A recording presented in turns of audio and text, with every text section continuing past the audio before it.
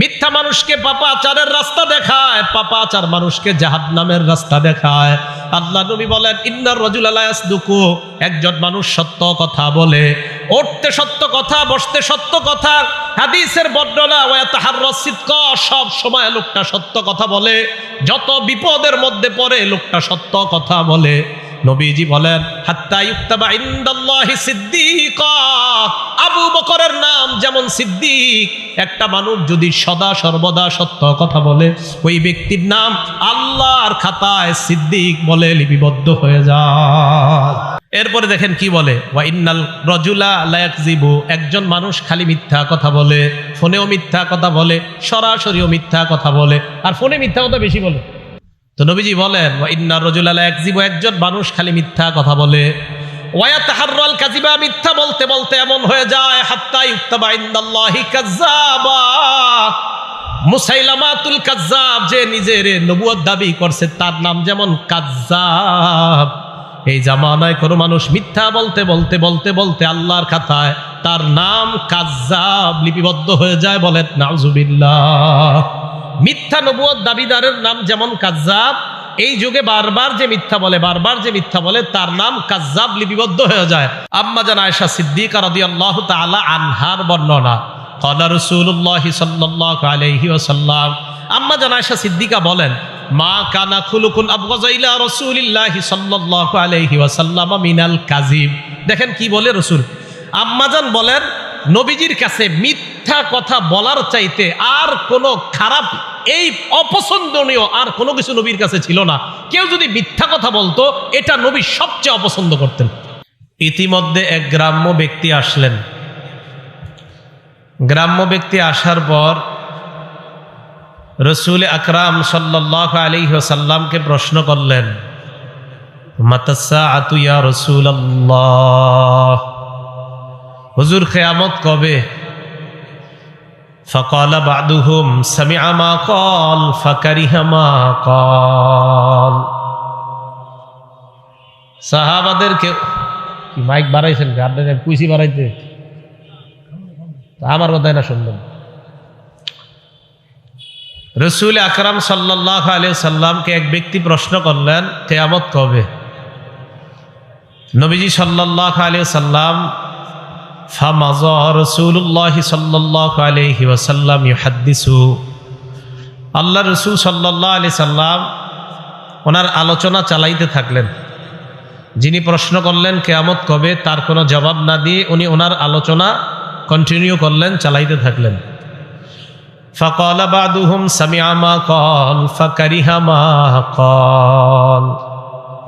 সাহাবাদের কেউ কেউ বললেন, নবীজি তার কথা শুনছে, কিন্তু মনে হয় সে যা বলছে এটা নবী অপছন্দ করছে, এই জন্যই তো নবী তার কোনো জবাব না দিয়ে উনি ওনার কথা জ্বালাইতেছে। এটা সাহাবাদের বক্তব্য। ওয়া ক্বালা বাদুহুম বাল লাম ইয়াসমা রাসূলুল্লাহ সাল্লাল্লাহু আলাইহি ওয়াসাল্লাম।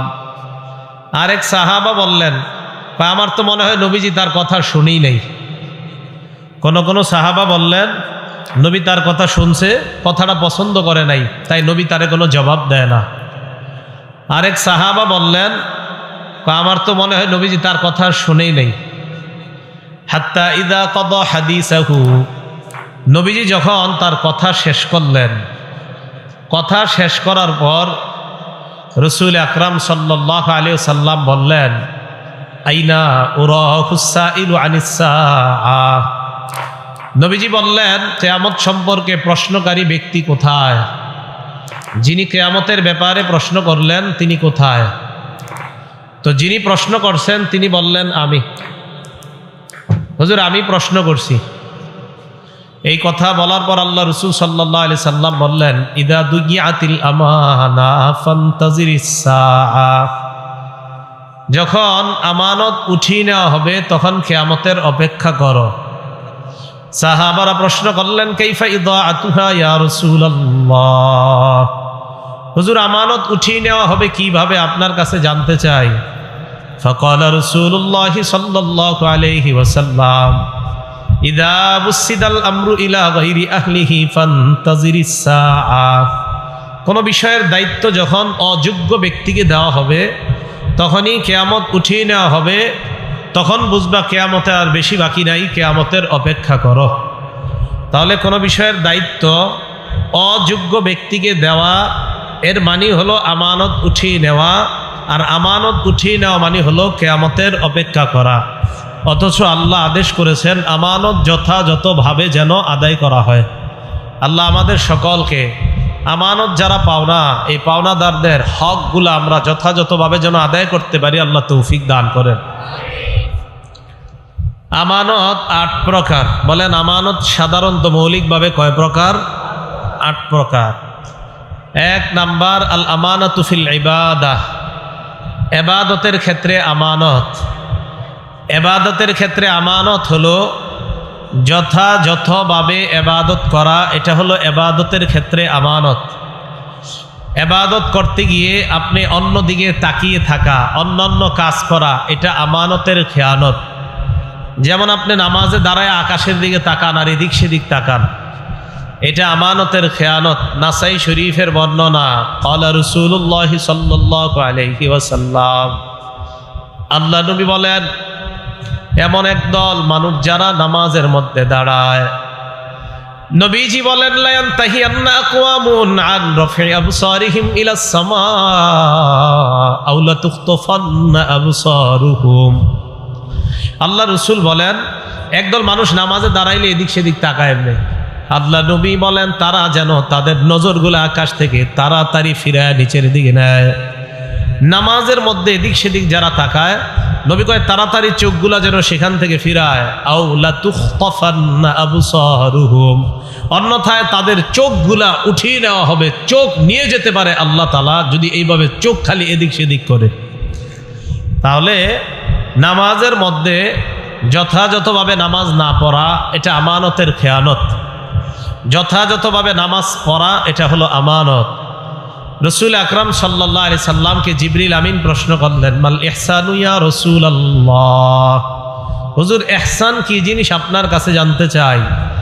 ফাকালা রাসূলুল্লাহ সাল্লাল্লাহু আলাইহি ওয়াসাল্লাম আন তা'বুদাল্লাহা কাআন্নাকা তারাহ, ইহসান হলো তুমি আল্লাহর ইবাদত এমন ভাবে করা যেন তুমি সরাসরি আল্লাহকে দেখতে পাও। ফাইন লাম তাকুন তারাহু ফাইন্নাহু ইয়ারাক, যদিও তুমি আল্লাহকে দেখতে না পাও, আল্লাহ তোমাকে দেখতে পায়।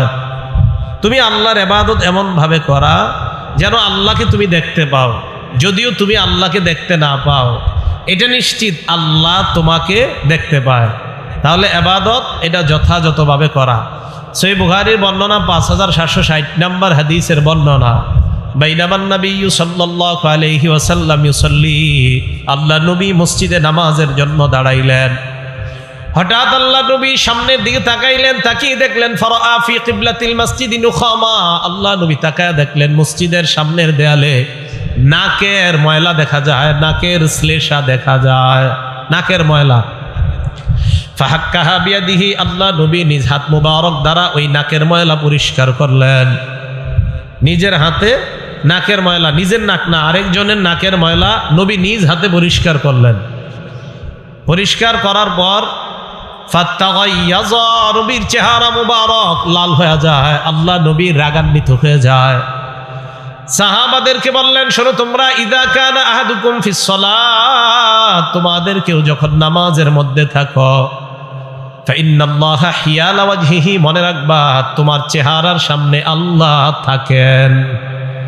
নামাজে যখন থাকো সামনে কে থাকেন? আল্লাহ। ফালা ইয়াতানাখাবান্না আহাদুকুম হিয়ালা ওয়াজহিহি, নামাজের মধ্যে চেহারার সামনের দিকে কেউ থুতু ফেলবা না, নাকের ময়লা ফালাইবা না, কারণ তোমার সামনে যদিও দেখো মসজিদের দেয়াল, আসলে নামাজে তোমার সামনে হলেন আল্লাহ। ইবাদত করা এমন ভাবে যেন তুমি আল্লাহকে দেখতে পাও। তা আজকে থেকে ফজর নামাজ কালকে যখন পড়বেন, বলেন তো নামাজে দাঁড়াইলাম ফজরে, আমি কাকে দেখতে পাচ্ছি কেমন যেন? না না, আমি তো আল্লাহকে দেখি না, আমাকে কে দেখে? এই তো বুঝে আসছে। তাহলে আমানত 8 প্রকার। 1 নাম্বার আল আমানাতু ফিল ইবাদাহ, ইবাদতের ক্ষেত্রে আমানত মানে যথাযথভাবে যে ইবাদত করা দরকার ওইভাবে ইবাদতটা করার নাম হলোই আমানত, আর ইবাদতটা ওইভাবে না করার নাম আমানতের খেয়ানত। দুই নাম্বার আল আমানাতু ফি হিফজিল জাওয়ারিহি, এই অঙ্গ প্রত্যঙ্গগুলোকে গুনাহ থেকে বাঁচিয়ে রাখা হলো আমানত। আর এই অঙ্গ প্রত্যঙ্গ দিয়ে গুনাহ করা এটা হলো খেয়ানত। বলেন তো অঙ্গ প্রত্যঙ্গগুলা গুনাহ থেকে বাঁচানোর নাম কি? বাঁচানোর নাম কি? আমানত। আর এইগুলা দিয়ে গুনাহ করা এটার নাম কি? খেয়ানত।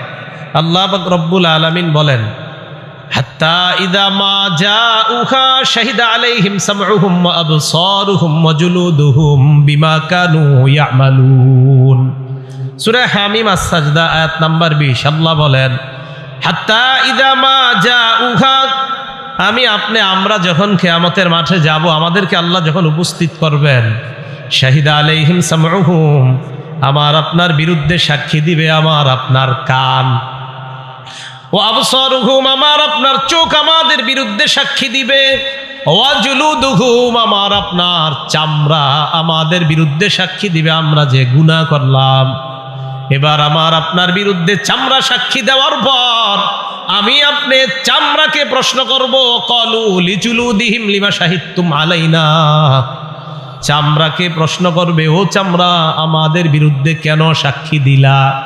চামড়ারা জবাব দিবে আনতাকাল্লাহুল্লাযী আনতাকা কুল্লা শাই, এই চামড়া জবাব দিবে আমি চামড়াকে আজকে কথা বলিয়েছেন ওই আল্লাহ, যে আল্লাহ চাইলে সব কিছুকে কথা বলাইতে পারেন। চামড়া যখন সাক্ষী দিবে, সূরা হামিম আস-সাজদার 20 নম্বর আয়াত আর 21 নম্বর আয়াতে আল্লাহ বললেন, 20 নম্বর আয়াতে কান সাক্ষী দিবে, চোখ সাক্ষী দিবে, চামড়া সাক্ষী দিবে। আর 21 নম্বর আয়াতে ওই মানুষ প্রশ্ন করবে, ও চামড়া আমাদের বিরুদ্ধে সাক্ষী দিছো কেন? চামড়া বলবে কেন সাক্ষী দিতে পারি না। তো চামড়াকে বলবে তুমি আবার কথা বলতে পারো নাকি? চামড়া জবাব দিবে আল্লাহ যিনি সব কিছুকে কথা বলাইতে পারেন, ওই আল্লাহ আমি চামড়ার মুখ দিয়ে কথা বলাইছি। তাহলে চামড়াকে কথা বলাইতে পারবেন কে? হ্যাঁ, এগুলো আমাদের বিরুদ্ধে সাক্ষী দিবে। তাহলে আমানত কয় প্রকার? ভুলে গেছে কয় প্রকার? 2 নাম্বার অঙ্গ প্রত্যঙ্গগুলা গুনাহ থেকে হেফাজত করা। সূরা ইয়াসিন কম বেশি সবাই পারেন। আল্লাহ পাক রব্বুল আলামিন দেখেন কি বলেন, সূরা ইয়াসিনের 65 নাম্বার আয়াতে আল্লাহ বলেন আল্লাহুম্মা নাখতিমু আলা আফওয়াহিহিম, আজকে আমি তাদের মুখের মধ্যে মোহর মেরে দিব, ওয়া তুকাল্লিমুনা আইদিহিম, তাদের হাত আমার সাথে কথা বলবে, ওয়া তাশহাদু আরজুলুহুম বিমা কানু ইয়াকসিবুন, পা সাক্ষী দিবে আল্লাহ, হাত যা যা বলছে আমি পা হাতের পক্ষে সাক্ষী দিয়ে দিলাম। অঙ্গ প্রত্যঙ্গগুলা গুনাহ থেকে হেফাজত করা, এটাই হলো আমানত। গুনাহ করা এটার নাম খেয়ানত। এটা গেল অঙ্গ প্রত্যঙ্গ হেফাজত করার কথা। এই অঙ্গ প্রত্যঙ্গের মধ্যে একটা অঙ্গের নাম চোখ। বলেন তো কি? চোখ।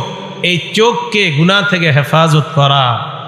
বুখারী শরীফের বর্ণনা, সাহাবায়ে কেরামকে রাসূল আকরাম সাল্লাল্লাহু আলাইহি সাল্লাম বলেন ইয়াকুমুল জুলুসা আলাত তুরুকাত, তোমরা রাস্তার মধ্যে আড্ডাবাজি করা থেকে বাঁচবা, গোল মিটিং করা থেকে বাঁচবা, বেশি বেশি বৈশা কথা বলা, অনর্থক কথা বলা থেকে তোমরা বাঁচবা।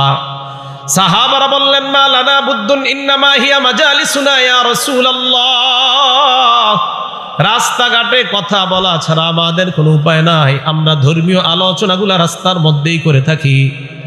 আল্লাহ নবী বললেন ফাইন আবাইতুম ইল্লাল মাজালিস, রাস্তায় যদি বসতেই হয় ফাআতুত তরিক হাক্ক, রাস্তার হক আদায় করবা। সাহাবারা প্রশ্ন করলেন ওয়া মা হাক্কুত তরিক ইয়া রাসূলুল্লাহ, রাস্তার হক আপনার কাছে জানতে চাই, রাস্তার হক আবার কি? আল্লাহ নবী বললেন রাস্তার হক হলো 5টা। বলেন রাস্তার হক কয়টা? 1 নাম্বার গদ্দুল বাসার, নজর নিচে রাখা 1 নাম্বার, এটা হলো রাস্তার হক। চোখ নিচে রাখা, এটা কিসের হক? 2 নাম্বার কাফুল আযা, কষ্টদায়ক বস্তু সরায়া দেওয়া, এটা রাস্তার হক। 3 নাম্বার রদ্দুস সালাম, সালামের জবাব দেওয়া।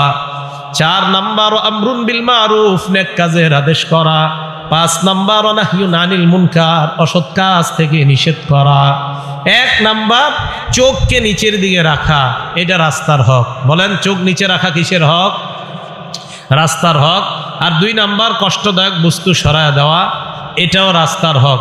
দেখেন আপনি রাস্তা দিয়ে হাঁটতেছেন, কষ্টদায়ক একটা ইট দেখলেন, চক্কা ইট পুরা রয়েছে, একটা কাটা, একটা সুই, একটা কলার সিল্কা পরে আছে, এটা আপনি সরায়া নিলেন এই নিয়তে আমার কোনো মুসলমান ভাইয়ের পায়ের মধ্যে এই ইটের টুকরাটা লাগতে পারে, আমার কোনো মুসলমান ভাইয়ের পায়ে এই কাটা বিদ্ধ হতে পারে, আমার কোনো মুসলমান ভাইয়ের পায়ে এই সুইটা লাগতে পারে, এই নিয়ত কইরা আপনি ওই রাস্তা থেকে কষ্টদায়ক বস্তু সরায়া দিলেন।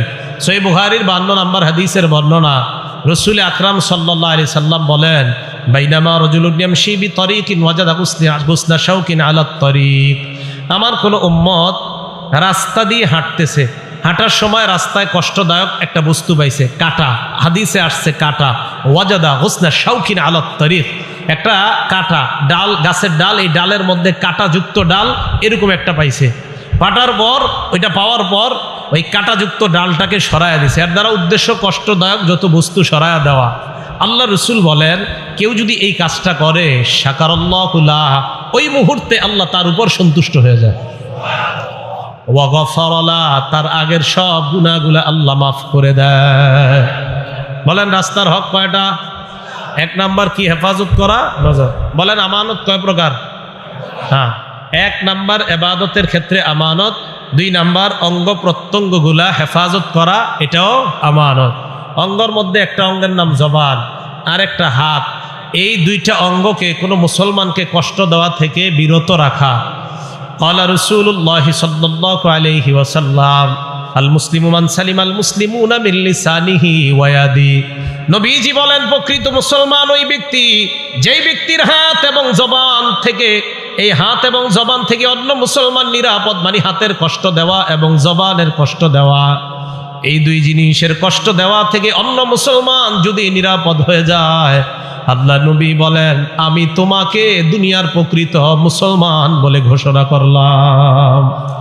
তাহলে এই অঙ্গ প্রত্যঙ্গগুলা কষ্টদায়ক বস্তু থেকে তো আপনি হেফাজত নিজেকেও করবেন, আপনার দ্বারা যেন অন্য কেউ কষ্ট না পায়, এই আপনার হাত আর জবান, এই 2টা জিনিসকে আপনি হেফাজত করবেন।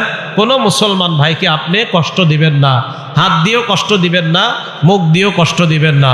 মুসলিম শরীফের বর্ণনা, আমাদের মাদ্রাসার পাঠ্যপুস্তক অনুযায়ী 2564 নাম্বার হাদিসের বর্ণনা, এই হাদিসের মধ্যে আসছে, ক্বালা রাসূলুল্লাহ সাল্লাল্লাহু আলাইহি ওয়াসাল্লাম, আল্লাহ নবী বলেন, লা তাহাসাদু, পরস্পর তোমরা হিংসা করবা না, ওয়ালা তানাজাসু, পরস্পর তোমরা ধোঁকাবাজি করবা না।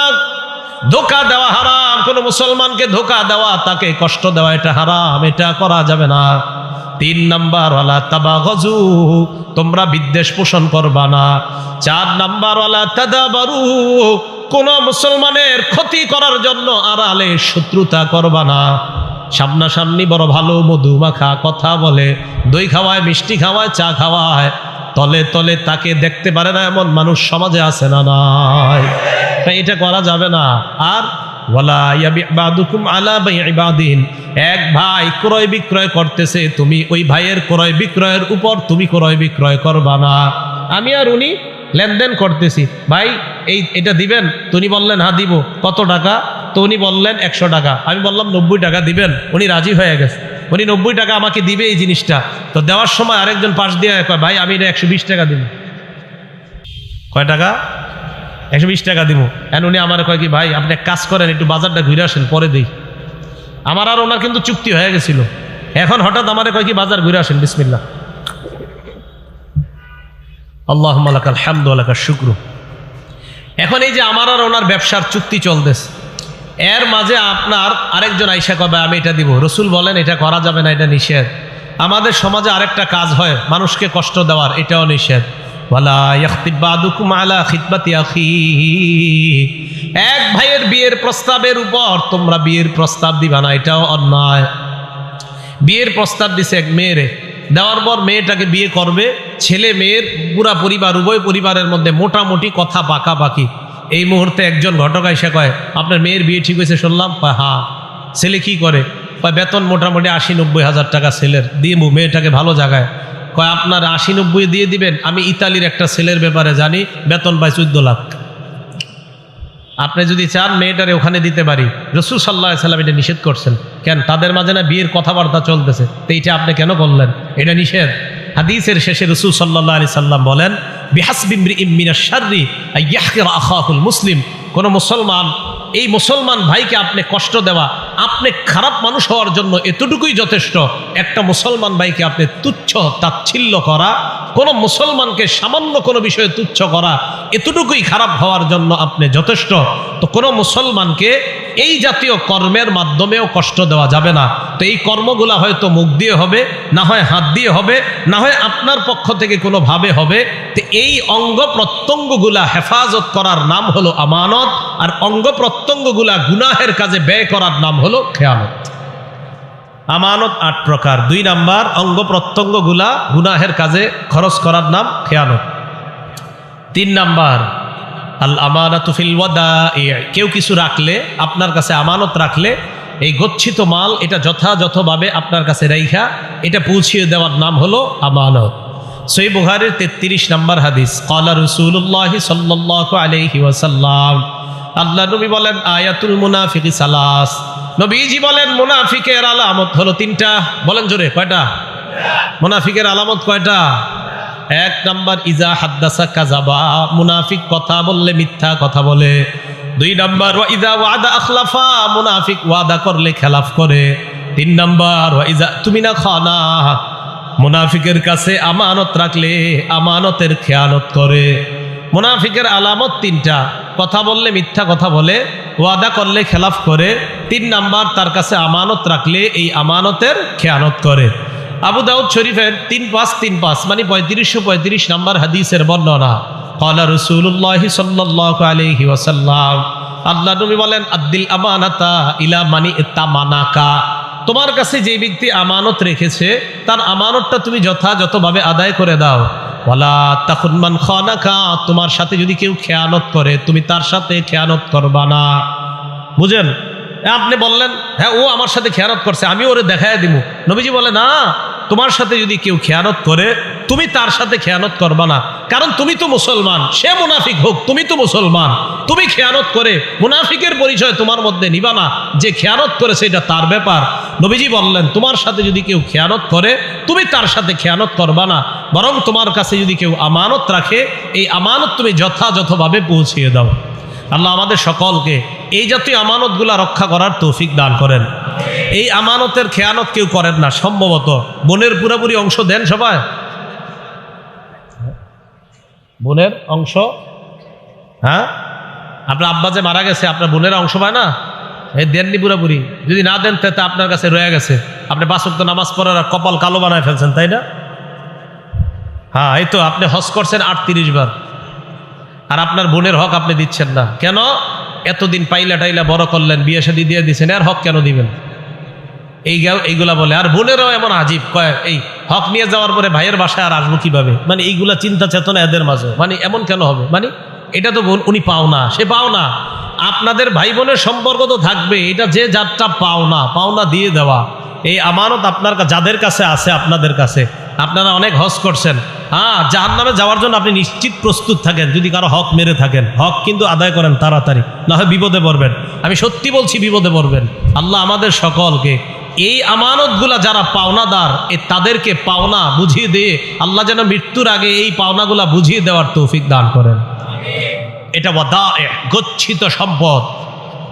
4 নাম্বার, আল আমানাতু ফিল আমাল, যারা শ্রমিক আছেন, আপনারা যে কাজ করেন এই কাজ আপনার কাছে আমানত। আপনি আপনার মালিকের সাথে বেঈমানি করা আমানতের খেয়ানত। যারা শ্রমিক আছেন, এই শ্রমিক যে কাজ করেন, এই শ্রম দেওয়া আমানত। আপনার মালিকের সাথে আপনি ওয়াদাবদ্ধ হয়েছেন 5 ঘন্টা কাজ করবেন, আপনি ইচ্ছাকৃতভাবে আধা ঘন্টা কম কাজ করা, এটা আমানতের খেয়ানত। এটা ওনাকে জানাইতে হবে, যদি না জানান আপনি আমানতের খেয়ানত করলেন। কথা কি বুঝে আসছে? এটা 4 নাম্বার, আল আমানাতু ফিল আমাল, শ্রম দেওয়া। এই শ্রম দেওয়ার ক্ষেত্রে যদি কেউ অন্যায়ভাবে উল্টাপাল্টা করে, এটা আমানতের খেয়ানত। সকালবেলা আপনার অফিস 10টা থেকে, আপনি জানেন ঢাকা শহর জ্যামের কথা, এরপরেও আপনি রওনা করছেন 9:30টায়, অফিস 10টায়, রওনা করছেন 9:30টায়। ঢাকা শহর 9:30টায় রওনা করা মানে আধা ঘন্টা রাস্তা, সামনে যাইলে আধা ঘন্টা গেলে আপনার অফিস। তবে 9:30টায় রওনা করা মানে 11টার আগে বুঝতে না পারা।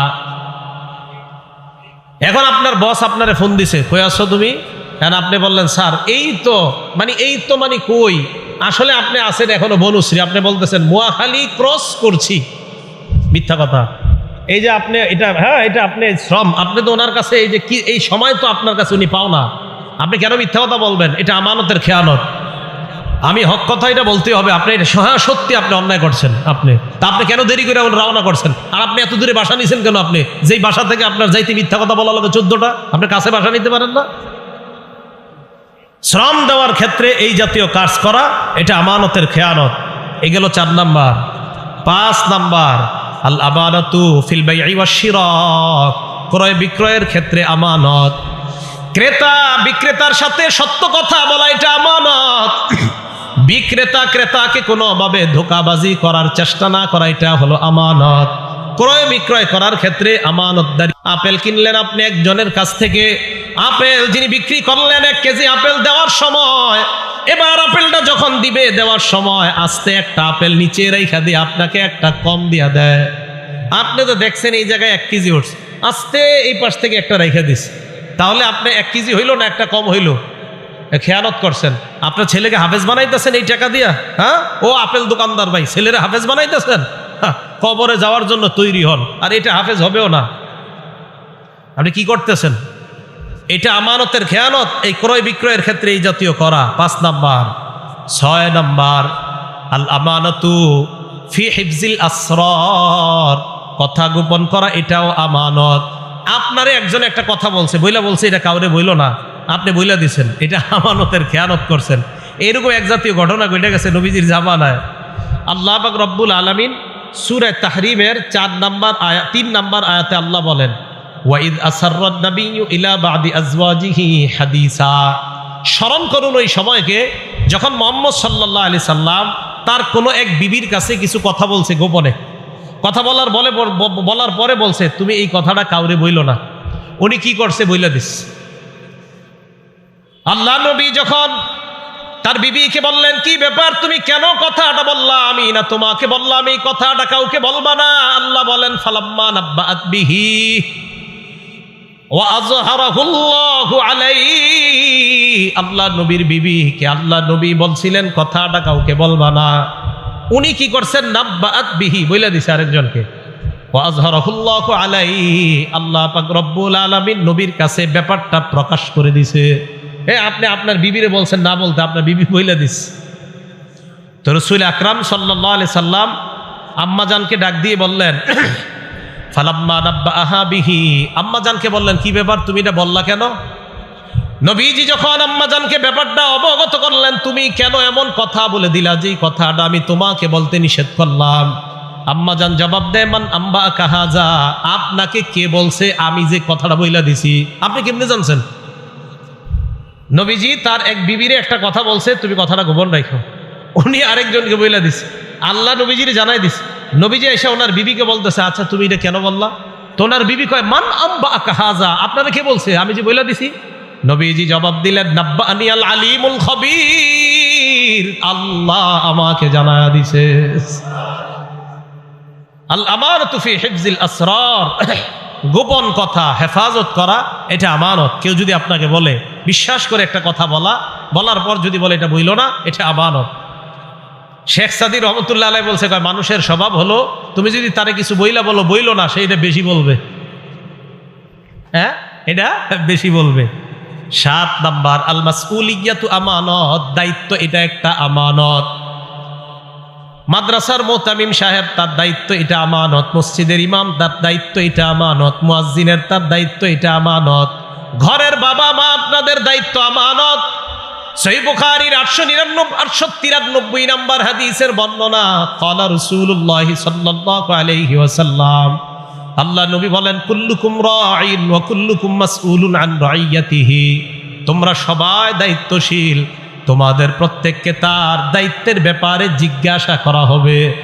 আমাকে আপনাকে আমাদের সবাইকে নবীজি বললেন তোমরা সবাই দায়িত্বশীল, প্রত্যেককে তার দায়িত্বের ব্যাপারে জিজ্ঞাসা করা হবে। সহিহ বুখারীর 893 নাম্বার হাদিসের বর্ণনা। এরপর আল্লাহ নবী বলেন, আল ইমামু রাঈন ওয়া মাসউলুন আন রাইয়াতিহি, শাসক যিনি হবেন তিনি দায়িত্বশীল, তাকে তার অধীনস্থ যে প্রজা আছে তাদের ব্যাপারে জিজ্ঞাসা করা হবে। ওয়ার রাজুলু রাঈন ফি আহলি বাইতিহি, কোন ব্যক্তি তার ঘরের যে সদস্যরা আছে তাদের দায়িত্বশীল হলো বাবা। আপনার ছেলে মেয়ে, আপনার বিবি, তারা আপনার অধীনস্থে আছে, তাদের দায়িত্বশীল আপনি।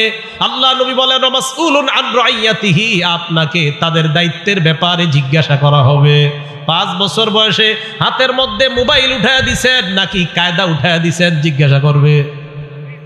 কি জিজ্ঞাসা করবে? হ্যাঁ, কায়দা না মোবাইল? আমার উপরে ওলামায়ে কেরাম রাগ, আমি মোবাইল চালাই না কেন বেশি। সব পুরো বাংলাদেশে সবাই রাগ, মনে করে ইদানিং আমি 7 বছর যাবত মোবাইল আমি মোবাইল রিসিভ করি না। এরা মনে করে এই বছরই মনে রিসিভ করি না, আমি 7 বছরই রিসিভ করি না। এখন আমার দোষ দেয় আমি এখন রিসিভ করি না। আমি আবার বলছি, হ্যাঁ জানাইয়া দিবেন এটা, আমি 7 বছর মোবাইল রিসিভ করি না, সাধারণত আমার কয়েকজন ছাড়া, আম্মা আর কয়েকজন আছে, এদের ছাড়া। কেন? এই মোবাইল বেশ কম চালানোর কারণে আমি কি ফায়দা পাইতেছি সেটা আমি জানি। পরিবারের পুরা আদেশ, আমার ঘরের নিয়ম, বাস বাচ্চাদের সামনে তো মোবাইল প্রশ্নই আসে না। আমার ছেলের সামনে আপনি মোবাইল নেবেন, আছার মেরে ভেঙে ফেলবে মোবাইল। নেন, সন্তান আপনি নষ্ট করবেন, নিজ দায়িত্বে নষ্ট করবেন, অসম্ভব। আপনি চেষ্টা চালায় যান, ভবিষ্যতে আমার সন্তান কি হবে আল্লাহ জানে। আমি তো চেষ্টা করছি, এটা আল্লাহরে বলতে পারবো, কারণ আমি দায়িত্বশীল। আল্লাহ আমাকে জিজ্ঞাসা করবে।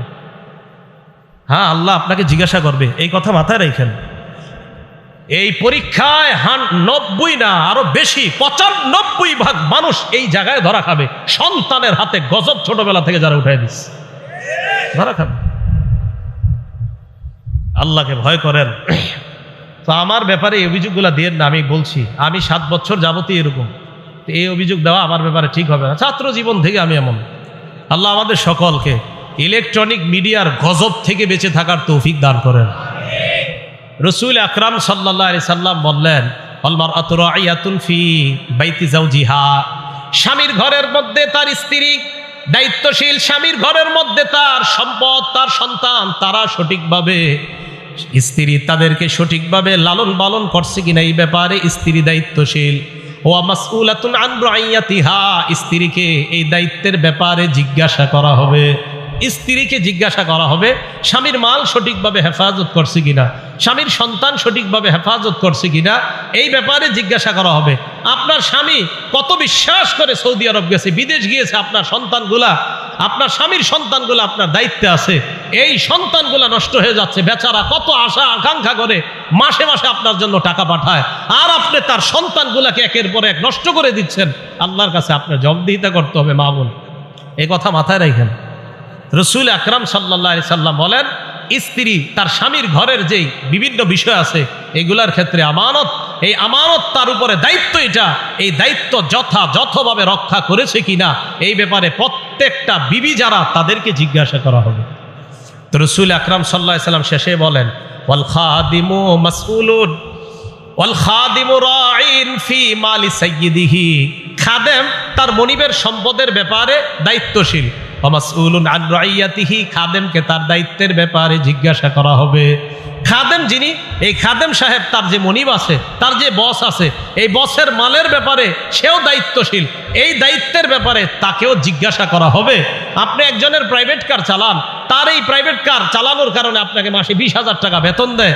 আপনি তার এই প্রাইভেট কারের তেল বিভিন্ন জায়গায় গিয়ে বিক্রি করে দৈনন্দিন 150-200 টাকা কামান। আল্লাহর কসমের জবাবদিহিতা করার জন্য আপনি প্রস্তুত হয়ে যান, কোনো সন্দেহ নাই। হুজুর আউট ইনকাম আছে, কিভাবে আউট ইনকাম সেটা বলেন না, তেল বেশি। তা আপনি 20,000 টাকা আপনার হয় না, তা আপনি চাকরি করেন কেন? আপনি তো 20,000 টাকায় চাকরি নিছেন কেন? আপনার হয় দেখেই তো নিছেন। তা আপনার যদি না হয় আপনি এটা করেন না, কিন্তু আপনি যে তেল মারছেন এটা তো আপনি হারাম কাজ করছেন। হ্যাঁ, আপনি আপনার এই বসের গাড়ি আর তার এই তেল এটা আপনার কাছে আমানত, এই আমানতের খেয়ানত করছেন কিনা এই ব্যাপারে সহিহ বুখারী হলেন 893 নম্বর হাদিস, আপনাকে জিজ্ঞাসা করা হবে। কথা কি বুঝে আসছে সবার? এই হলো 7 নাম্বার। এটা হলো আল মাসউলিয়াতু আমানাতুন, দায়িত্ব, প্রত্যেকটা দায়িত্ব এটা হলো আমানত। আল্লাহ আমাদের সকলকে যার যার দায়িত্বগুলা যথাযথভাবে আদায় করার তৌফিক দান করেন। বাবা যারা আছেন, মা যারা আছেন, আপনাদেরকে কঠোর কথা বলে ফেলছি, ছোটবেলা থেকে দায়িত্বগুলো আদায় করেন। বাচ্চাটার সামনে মোবাইল দিয়েন না, এদের সামনে থেকে মোবাইল দূরে রাখেন, এদের সামনে বই দেন, কায়দা দেন, আমপারা দেন, এর প্লাস্টিকের বই দিয়ে খেলাধুলা করতে দেন। বইয়ের উপর সন্তানকে খেলাধুলা করান, সমস্যা নাই, প্রয়োজনে 50, 60, 100টা প্লাস্টিকের বল কিনে দেন, খেলাধুলা করান। মোবাইল নামক গজবই বাচ্চার হাতে তুলে দিয়েন না। গেমস, ট্যাব দেয়, আইপ্যাড দেয় বাচ্চারে খেলার জন্য। আল্লাহ আমাদেরকে বুঝার তৌফিক দান করেন। কয় প্রকার হইল আমানত? 7। 8 নাম্বারটা মন দিয়ে শোনেন। আল আমানাতু ফিল কালাম, কথা বলা আমানত। বলেন, কথা বলা কি? কথার আমানত আবার কি? কথার আমানত মন দিয়ে শোনেন, বিসমিল্লাহ। কথার আমানত হলো সত্য কথা বলা আমানত, মিথ্যা কথা বলা খেয়ানত। বলেন তো, সত্য কথা বলা, মিথ্যা কথা বলা খেয়ানত। এবার মন দিয়ে শোনেন। এই ব্যাপারে 6টা উদাহরণ পেশ করি আপনাদের সামনে। উদাহরণ নাম্বার 1, সহিহ বুখারীর 6094 নাম্বার হাদিসের বর্ণনা, 6094, 6094 নাম্বার হাদিসের বর্ণনা। ক্বালা রাসূলুল্লাহ সাল্লাল্লাহু আলাইহি ওয়াসাল্লাম, আল্লাহ নবী বলেন, আলাইকুম বিসসিদকি ফাইন্নাস সিদকা ইয়াহদি ইলাল বীর। নবীজি বলেন, তোমরা সত্যবাদিতা আবশ্যক করে নাও, সত্য কথা বলা এটা তোমরা আবশ্যক করে নাও। ফাইন্নাস সিদকা ইয়াহদি ইলাল বীর, সত্য পুণ্যের রাস্তা দেখায়। বলেন আমার সাথে, সত্য কিসের রাস্তা দেখায়? ওয়া ইন্নাল বিররা ইয়াহদি ইলাল জান্নাহ, পুণ্য জান্নাতের রাস্তা দেখায় দেয়। বলেন সবাই, সত্য কিসের রাস্তা দেখায়? পুণ্যের। পুণ্য কিসের রাস্তা দেখায়? জান্নাতের। আবার সত্য কিসের রাস্তা দেখায়? পুণ্যের। পুণ্য কিসের রাস্তা দেখায়? জান্নাতের। ওয়া ইয়াকুমুল কাযিব, আল্লাহ নবী বলেন, মিথ্যা থেকে তোমরা বেঁচে থাকবা। ফাইন্নাল কাযিবা ইয়াহদি ইলাল ফুজুর, মিথ্যা মানুষকে পাপাচারের দিকে নিয়ে যায়। ওয়া ইন্নাল ফুজুরা ইয়াহদি ইলান নার, পাপাচার মানুষকে জাহান্নামের দিকে নিয়ে যায়।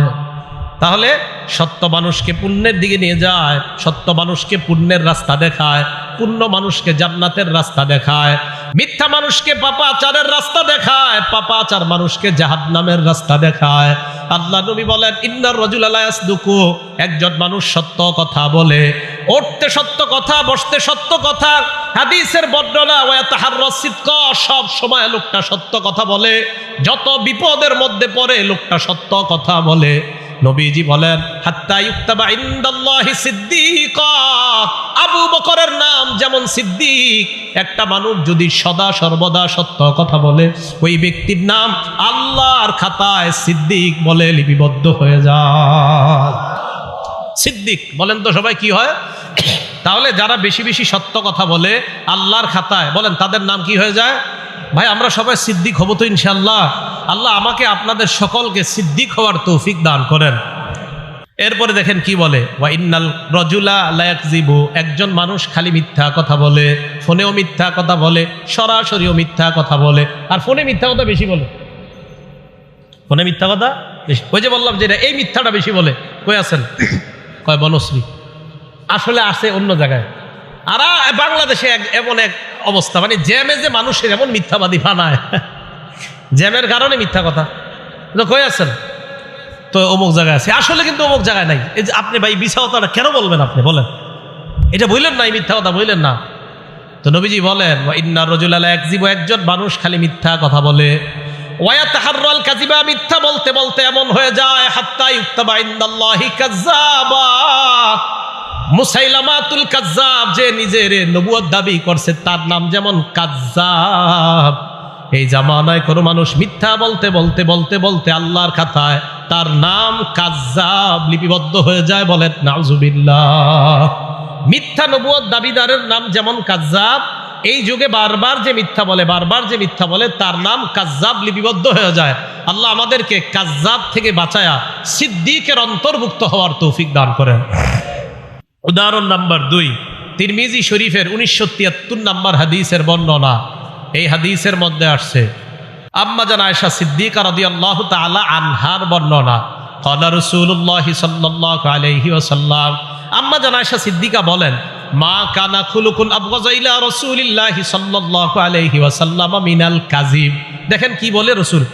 আম্মা জান বলেন, নবীজির কাছে মিথ্যা কথা বলার চাইতে আর কোনো খারাপ এই অপছন্দনীয় আর কোনো কিছু নবীর কাছে ছিল না। কেউ যদি মিথ্যা কথা বলতো, এটা নবী সবচেয়ে অপছন্দ করতেন। আম্মাজান আয়েশা বলেন, মিথ্যা বলার এই দুশ্চরিত্র যদি কারো মধ্যে থাকতো, মিথ্যা বলার এই খারাপ অভ্যাস যদি কারো মধ্যে থাকতো, এটা নবী সবচেয়ে অপছন্দ করতেন। হাদিসটা পুরোটা শোনেন, কত বড় ভয়ানক কথা। তো কোনো ব্যক্তি যদি নবীর সামনে মিথ্যা কথা বলতো আর ধরা খাইতো যে লোকটা মিথ্যা কথা বলছে, তো দেখেন কি হয়। ইন্না রাজুলা লা ইয়াকযিবু ইনদান নবী সাল্লাল্লাহু আলাইহি ওয়াসাল্লাম বিল কাযিবা। এক ব্যক্তি নবীজির সামনে মিথ্যা কথা বলছে, মিথ্যা বলার পর ফামা ইয়াজালু ফি নাফসিহি, আল্লাহ নবীর মনের মধ্যে সারাক্ষণ এটা থাকতো, আরে লোকটা আমার সাথে মিথ্যা বললো কেন। ফামা ইয়াজালু ফি নাফসিহি, আচ্ছা লোকটা মিথ্যা বললো কেন। খানা খাবে, আচ্ছা লোকটা মিথ্যা বললো কেন। নবীজি নামাজে যাবে, পেরেশান, আর কি হয়েছে আপনার, আরে উনি মিথ্যা বললো কেন আমার সাথে। রাসূল ধর্মীয় কোনো কাজ করবে, আরে আপনি পেরেশান কেন, আরে ও মিথ্যা বললো কেন আমার সাথে। মিথ্যা সইতেই পারতেন না রাসূল, সারাক্ষণ মন খারাপ। আপনার মনটা খারাপ কেন ইয়া রাসূলুল্লাহ, উনি আমার সাথে মিথ্যা বললো কেন, আমি আর কিভাবে বুঝাবো আপনাদেরকে। তো রাসূল সাল্লাল্লাহু আলাইহি সাল্লাম বলেন, আম্মাজান বলেন, ফামা ইয়াজালু ফি নাফসিহি, এই কথাই খালি রাখতো সারাক্ষণ, আচ্ছা উনি মিথ্যা বললো কেন আমার সাথে।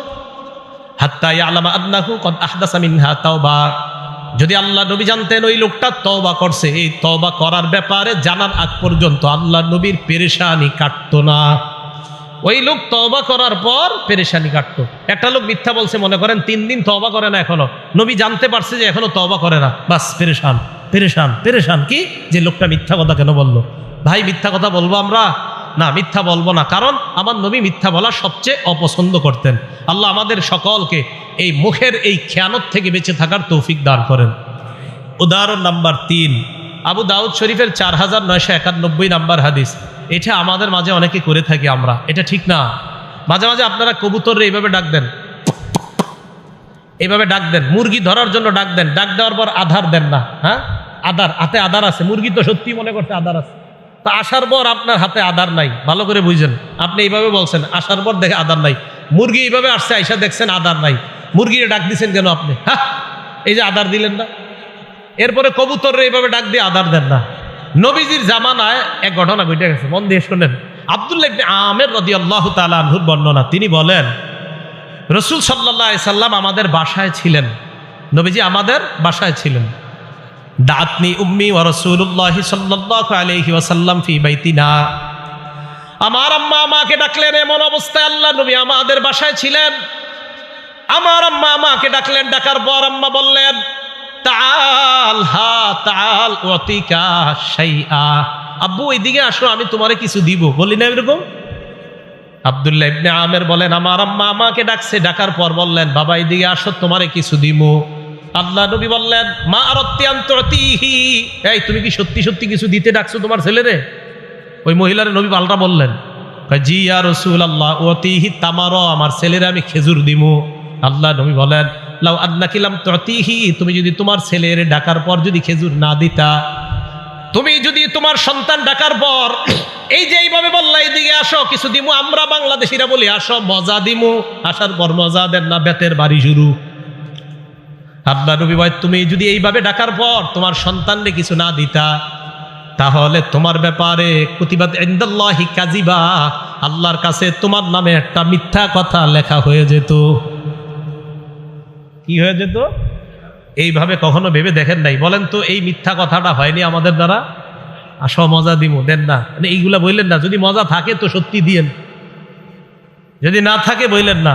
রাসূল সাল্লাল্লাহু আলাইহি সাল্লাম বললেন, তুমি যদি মিথ্যা কথা বলতে, তোমার সন্তানকে ডাকার পর যদি কিছু না দিতা, তো তোমার নামে একটা মিথ্যা কথা লেখা হয়ে যেত। উদাহরণ নাম্বার 4, এটাও ভালো করে বুঝেন।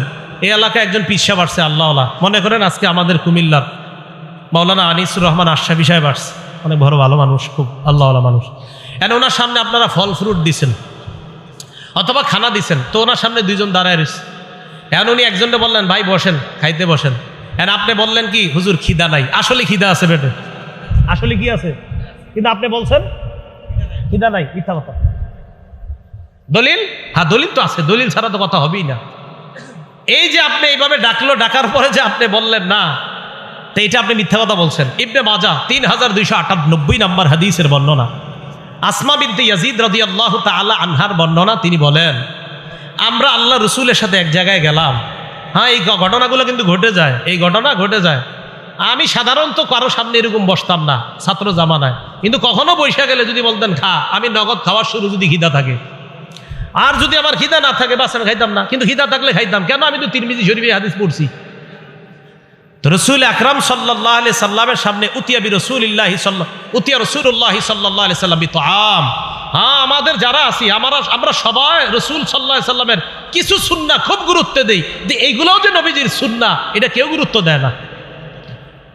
রসুল সাল্লাল্লাহু আলাইহি সাল্লামের সামনে খাবার দেওয়া হলো, দস্তরখান ভর্তি খাবার দেওয়া হলো। খাবার দেওয়ার পর আল্লাহ নবীর সামনে যখন খাবার রাখা হয়, আশেপাশে যারা লজ্জায় চিন্তা করতেছে বমু কি বমু না, মানে বসমু কিনা নবীর সাথে। মেহমান কিন্তু সবাই, মাসালা হলো মেহমান যেহেতু সবাই, তো সবাই ঋতু দিছে। আল্লাহ নবী বললেন কি ব্যাপার? এদের মধ্যে কয়েকজন বলল লা নাস্তাহি ইয়া রাসূলুল্লাহ, হুজুর খিদা নাই, খামু না, খিদা নাই। আল্লাহ নবী বললেন আসলে খিদা নাই। দেখেন, শোনো তোমরা, লা তাজমাআন্না জুআন ওয়া কাযিবা, এই এক পেটের মধ্যে মিথ্যা আর ক্ষুধা একত্রিত করবা না।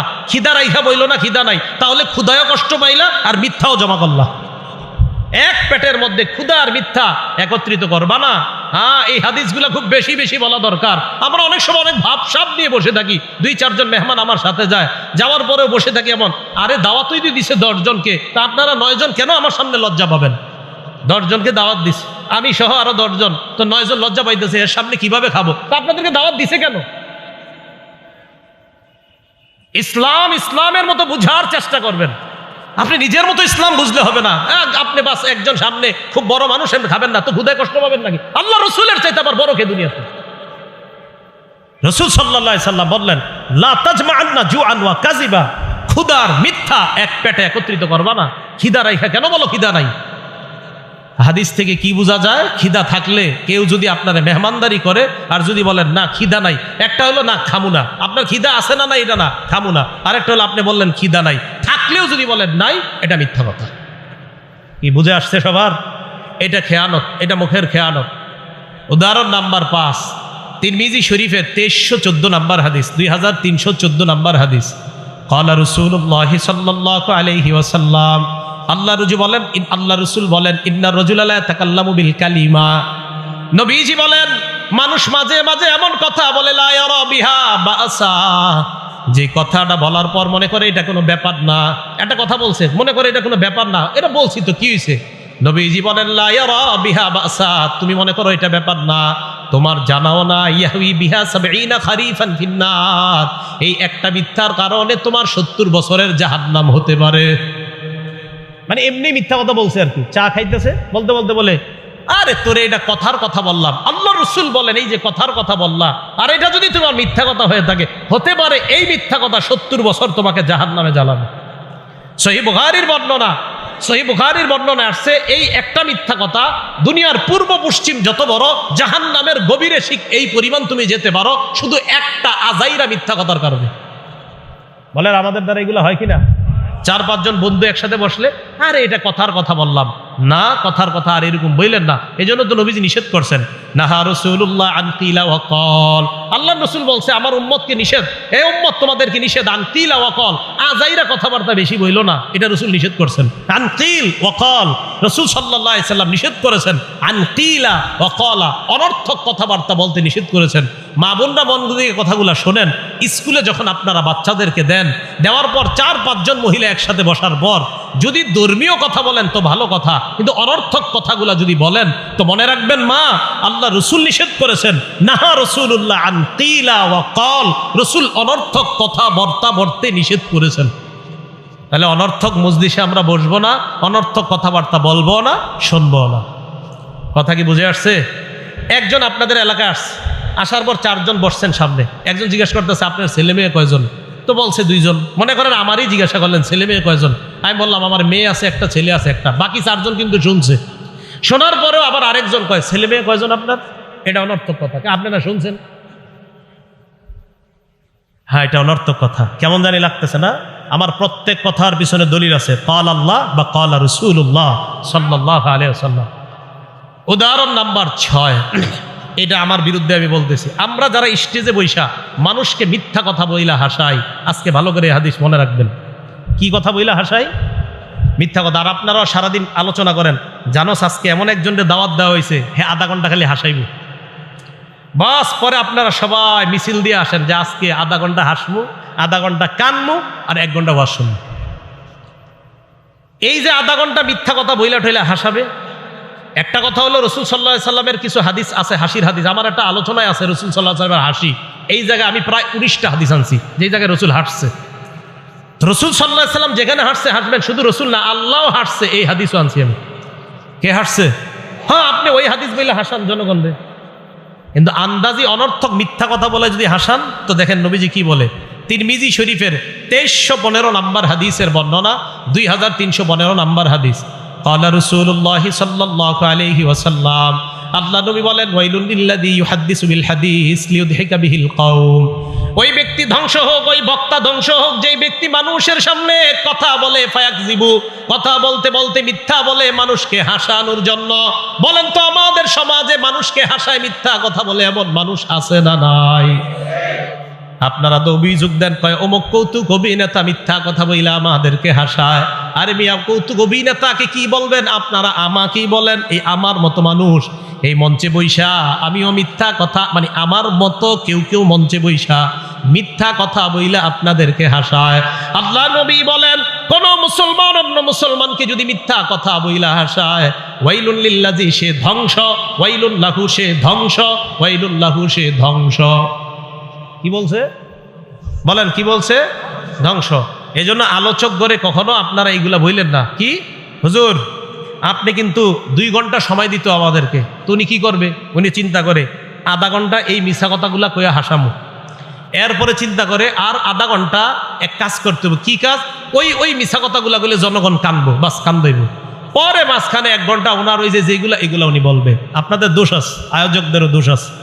নিয়ত করবেন কোরআন সুন্নাহর কথা শুনবো, এখান থেকে হেদায়েতের বাণী শুনবো, অন্যের কাছে প্রচার করব।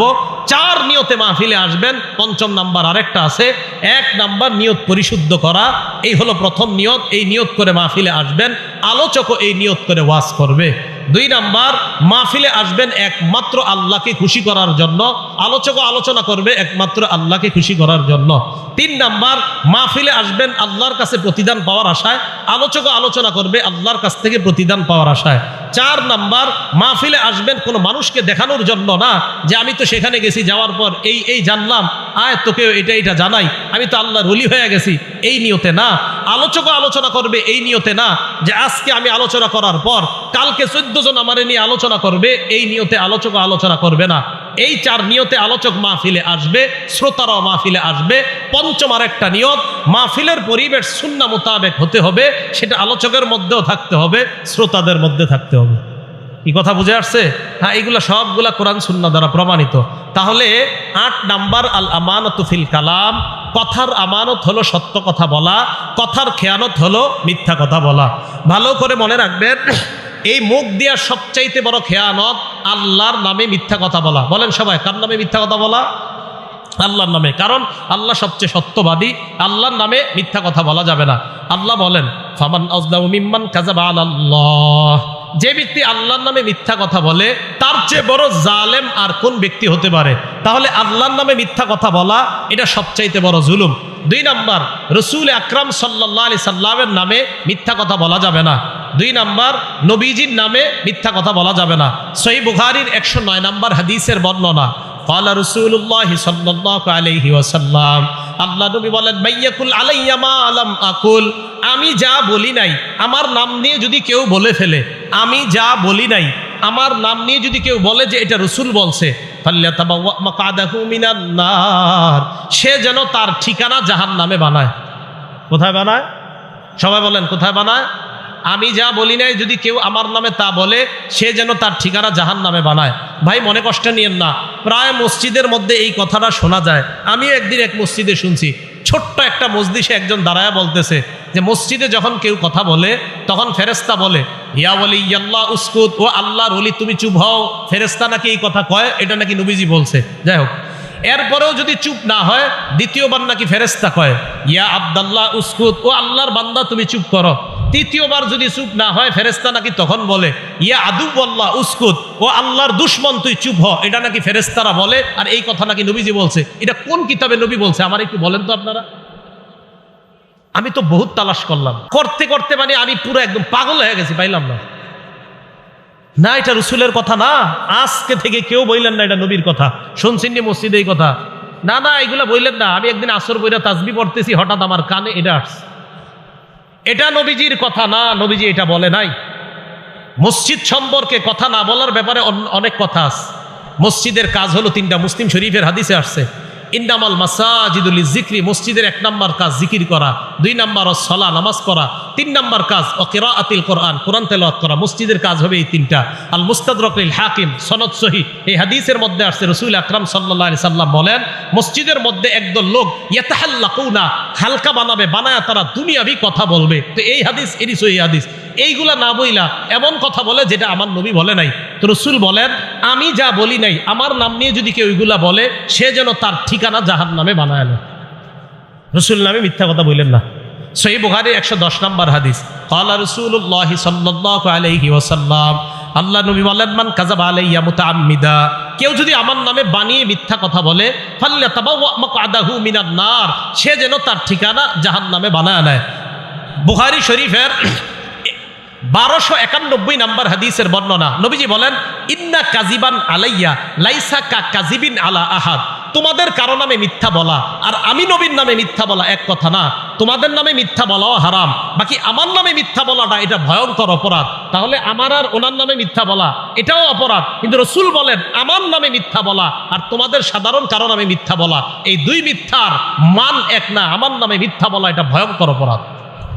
মুসলিম শরীফের 1 নম্বর হাদিস, একদম পৃষ্ঠা খুললেই যে হাদিসটা, এই হাদিসে রসুল বলেন, লা তাকজিবু আলাইয়া, আমার নামে মিথ্যা কথা বলবা না। ফাইন্নাহু মাইয়াকজিব আলাইয়া, আমার নামে যে মিথ্যা কথা বলে, ইয়ালিজিন নার, সে সোজা জাহান্নামে প্রবেশ করবে। মুসলিম শরীফের 6 নম্বর হাদিস, নবীজি বলেন, ইয়াকুনু ফি আখিরিজ জামান উনাস, শের জামানায় এমন কিছু মানুষের আবির্ভাব ঘটবে, ইউহাদ্দিসুনাকুম বিমা লাম তাসমাউ আনতুম ওয়ালা আবাউকুম, তারা এমন এমন হাদিস তোমাদেরকে বলবে যা তোমরাও শোনো নাই, তোমাদের বাপ দাদারাও শোনে নাই। ফাইয়াকুম ওয়া ইয়াহুম, তাদের থেকে তোমরা বেঁচে থাকবা। মুসলিম শরীফের 7 নম্বর হাদিস, রাসূল আকরাম সাল্লাল্লাহু আলাইহি সাল্লাম বলেন, শের জামানায় এমন কিছু দাজ্জালের আবির্ভাব ঘটবে, দাজ্জালুনা কাজ্জাবুনা, এরা মিথ্যাবাদী দাজ্জাল হবে। ইয়াতুনাকুম মিনাল আহাদিস, তারা এমন এমন হাদিস তোমাদের সামনে পেশ করবে, বিমা লাম তাসমাউ আনতুম ওয়ালা আবাউকুম, যা তোমরা শোনো নাই, তোমাদের বাপদাদারা শোনে নাই। ফাইয়াকুম ওয়া ইয়াহুম, তাদের থেকে তোমরা বেঁচে থাকবা। লা ইউদিল্লুনাকুম, তারা যেন তোমাদেরকে পথভ্রষ্ট করতে না পারে। ওয়ালা ইফতিনুনাকুম, তারা যেন তোমাদেরকে ফিতনায় না ফালাইতে পারে। ভাই, আমানত 8 প্রকার। 1 নাম্বার ইবাদতে আমানত, ইবাদত যথাযথভাবে করা আমানত, অন্যভাবে করা উল্টাপাল্টা ইবাদত করা খেয়ানত। 2 নাম্বার আল আমানাতু ফি হিফজিল জাওয়ারিহ, অঙ্গ প্রত্যঙ্গ গুনাহ থেকে হেফাজত করা আমানত, গুনাহ করা এটা হলো খেয়ানত। 3 নাম্বার আল আমানাতু ফিল ওয়াদাই, গচ্ছিত মালকেও আপনার কাছে রাখা, এটা যথাযথভাবে আদায় করা আমানত, আদায় না করা খেয়ানত। 4 নাম্বার আল আমানাতু ফিল আমাল, শ্রমিক শ্রম দেওয়ার সময় পরিপূর্ণভাবে শ্রম দেওয়া আমানত, অন্য কিছু করা এটা খেয়ানত। 5 নাম্বার আল আমানাতু ফিল বাই'i ওয়াশ শিরা, ক্রয় বিক্রয়ের ক্ষেত্রে যথাযথভাবে বেচা এবং কিনা এটা হলো আমানত, উল্টাপাল্টা দুইয়ের পক্ষ থেকে করা এটা হলো খেয়ানত। 6 নাম্বার আল মাসউলিয়াতু আমানাতুন, প্রত্যেকে যে দায়িত্বে আছি আমরা, এই দায়িত্ব পালন করা আমানত, দায়িত্বে অবহেলা করা এটার নাম খেয়ানত। 7 নাম্বার আল আমানাতু ফি হিফজিল আসরার, কেউ আপনাকে গোপন কথা বললে এটা আপনি সংরক্ষণ করা আমানত, এটা সংরক্ষণ না করা খেয়ানত। 8 নাম্বার আল আমানাতু ফিল কালাম, কথার আমানত, তথা সত্য কথা বলা এটাই আমানত, মিথ্যা কথা বলা এটা খেয়ানত। আল্লাহর নামে মিথ্যা বলা বড় খেয়ানত, রসুলের নামে মিথ্যা বলা এটাও বড় খেয়ানত। আল্লাহ আমাদের সকলকে যে কথাগুলো বললাম শুনলাম, এই কথার উপর যেন সকলে আমল করে আল্লাহর দরবারে সিদ্দিক নাম লিখিয়ে যেন আমরা যেতে পারি, আল্লাহ তৌফিক দান করেন। আমিন। ওয়া আখিরু দাওয়ানা আলহামদুলিল্লাহি রাব্বিল আলামিন। আমরা কেউ উঠবো না, বসেন বসেন, কেউ উঠবো না, বসি আমরা। এই ভাই, এই যে বসেন, আমরা কেউ উঠবো না, বসি, মেহেরবানি করে আমরা বসি। আল্লাহর রাস্তায় আমরা কেউ উঠবো না। এখন গুরুত্বপূর্ণ আলোচনা হবে ইনশাআল্লাহ।